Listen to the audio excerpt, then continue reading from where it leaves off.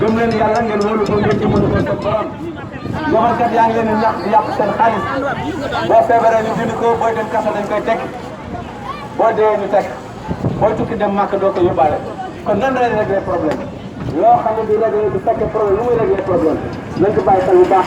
loolu mooy li nga xam ne moo ci nekk incha allah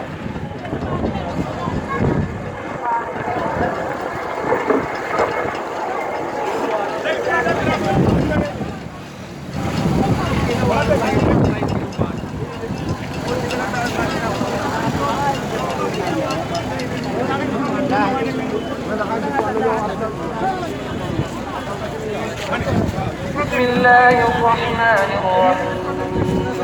قد سمع الله قول التي تجادلك في زوجها وتشتكي إلى الله والله يسمع إن الله سميع الذين يظاهرون